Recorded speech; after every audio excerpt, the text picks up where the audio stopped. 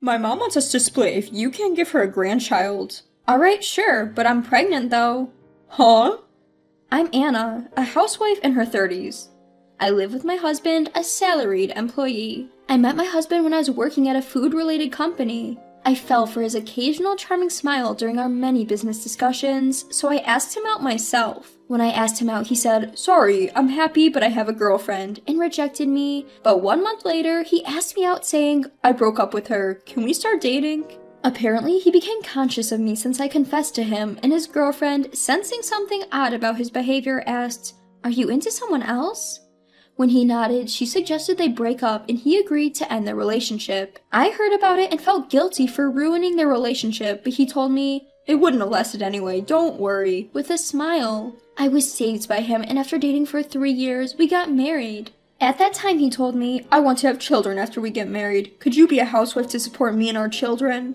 At that time, I was working at an exploitative company and didn't want to continue working there. So, as my husband suggested, I quit my job and chose to become a stay-at-home wife. I decided to support my husband. The transition from working as an employee to becoming a full-time housewife was surprisingly difficult and a continuous series of confusion, but that I didn't let bother me. Because our newlywed life was smooth sailing and I was always at the peak of happiness. Every day was fun and filled with joy. And not having any in-law issues was a big deal for me. My husband's parents' home is a 10-minute walk from our apartment. When I found out, I thought they might frequently visit and give me a hard time, but that fear was unfounded. My in-laws were very kind people, and they would come all the way to our house to teach me patiently and kindly even when I just had a little question. They never complained to me for not being able to conceive a child soon, and even said, "I love you more than any grandchild. I've always wanted a daughter because there are only men in our house except for me. Please let me love you like a real daughter from now on." I loved my mother-in-law for that, and I trusted my father-in-law, who was a man of few words but very reliable. But such warm treatment only lasted for the first few years. As years passed, the attitude of my in-laws changed little by little. My father-in-law became even quieter, and my mother-in-law had changed so much that I doubted if she had a double personality. No, this might be the real mother-in-law.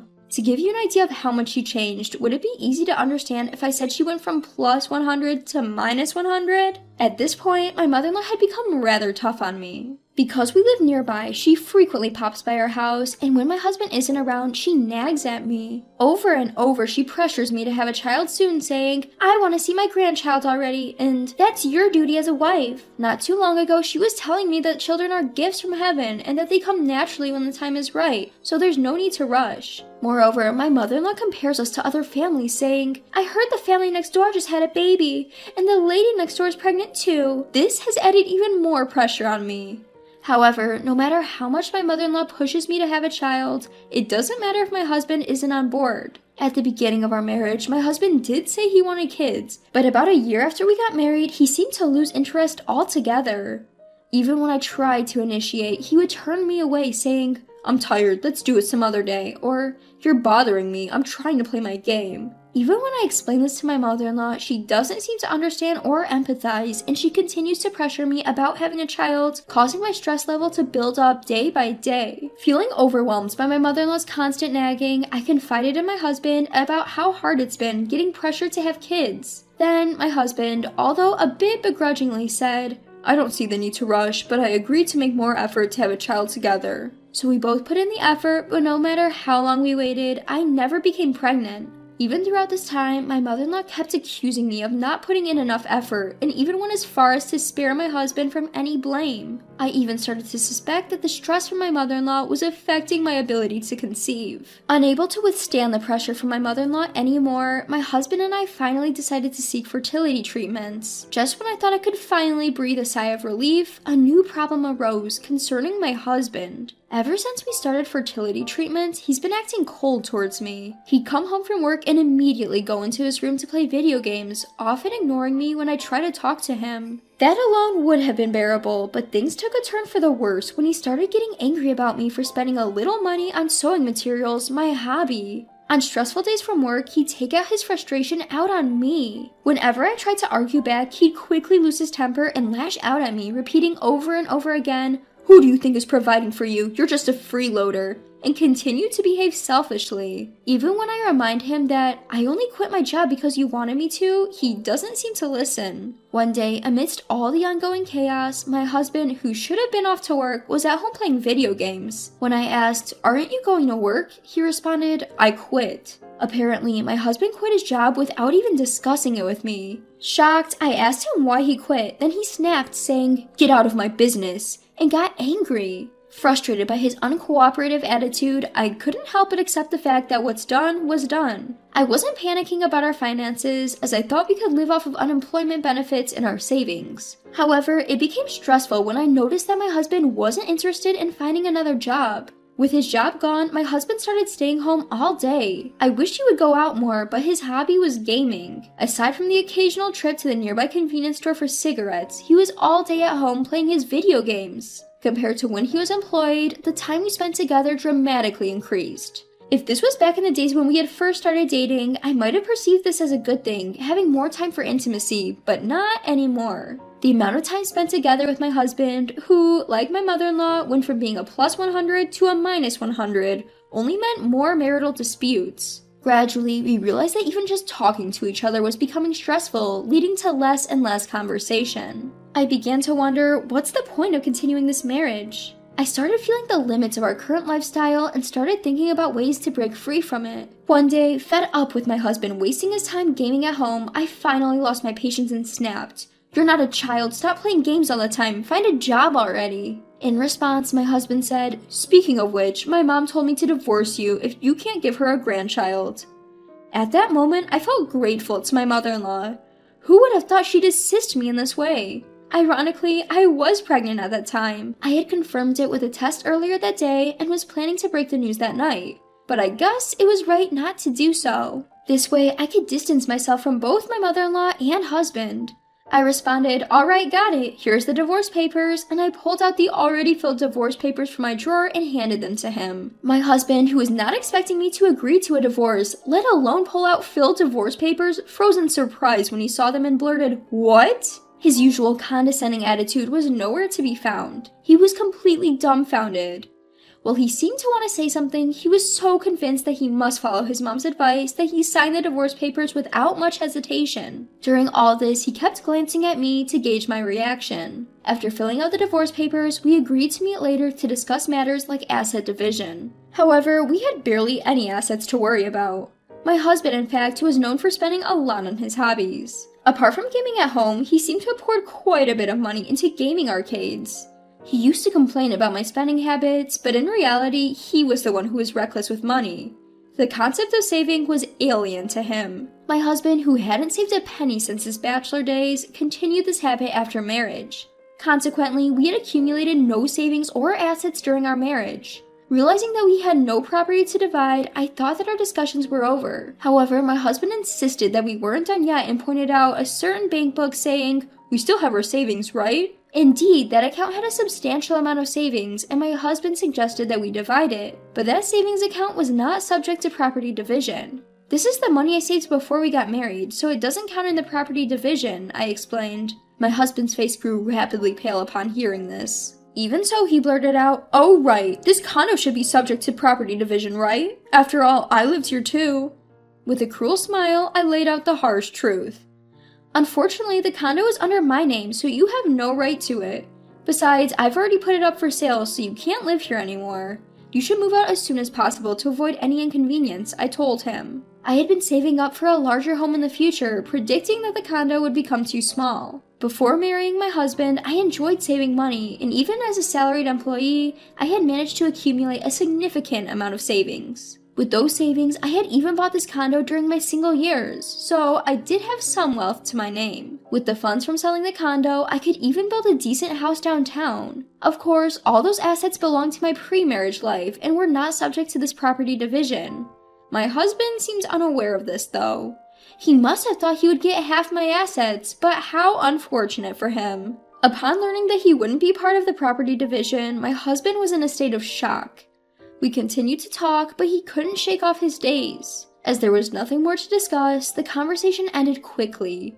We then submitted the divorce papers to the authorities. Our divorce was finalized without any trouble. A few months later, I moved back to my parents' house and, with their support, safely gave birth to a baby. It was a healthy baby boy. I named him Richard, a strong name with ambition. Now, I'm spending every day fulfilling my life with my beloved child and parents. Of course I haven't told my ex-husband. I'm sure if he found out, my former mother-in-law would storm in demanding, "Give me my grandchild." Meanwhile, after being ousted from the condo, my ex-husband returned to his parents' home. However, he was apparently so shocked by how quickly they accepted our divorce that he became turned into a social recluse. I've heard that even when he rarely goes out, his appearance is so suspicious that he's frequently stopped and questioned by the police. How pitiful he is. I heard later on that the reason my ex-husband quit his job was due to strained relationships at work. Apparently, he was even rude at work and especially disliked by female colleagues. He eventually got ignored by everyone. Unable to bear such a situation, he abruptly quit his job one day. Perhaps he's always been this way. He only acted kind in front of me. What a wolf in sheep's clothing. 3 years later, I'm now working as the manager of a craft store. When I became a regular at a local craft store, the owner approached me. "I'm getting old and thinking about retiring. If you're okay with it, could you take over the store, Anna?" she proposed. At that time, my parents were very supportive with childcare, so I had a lot of free time. I was considering getting a job again. And if I declined, this store would disappear. That would be inconvenient for many regular customers. So, with these thoughts, I decided to take over the store. Today, as I was serving occasional regular customers, a pair of unexpected guests paid me a visit. Yes, those unexpected guests were none other than my former mother-in-law and ex-husband. "Well, this is quite a nice shop for you, isn't it?" "Sure, Mom. Look, this fabric seems like it would suit you."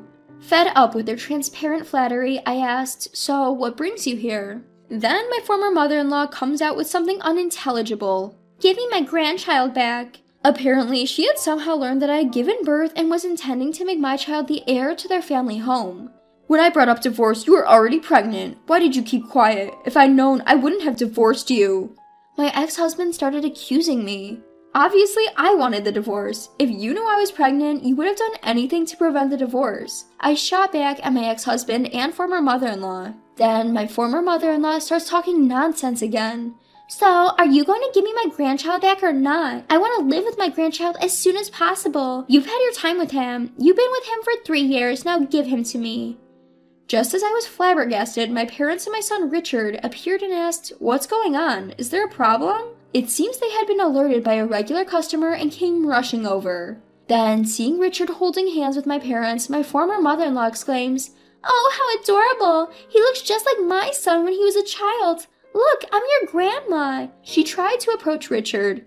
I tried to stop her, but it turned out I didn't have to. Richard proclaimed, "I only have one grandma," and clung to my mother. "So, given the circumstances, perhaps it's best you leave," my mother suggested to my former mother-in-law. "Never mind that, just hand over the kid to my mom." My ex-husband tried to forcefully snatch Richard away from my parents. I stepped in front of my ex-husband to protect Richard, but being much less physically imposing, I was easily brushed aside. "Richard, watch out!" There were just a few inches left before my ex-husband could grab Richard's arm. But then, my ex-husband flew in the air. What? Looking up, there was my father having just executed a perfect over-the-shoulder throw. Yes, my father had thrown my ex-husband at the very last moment.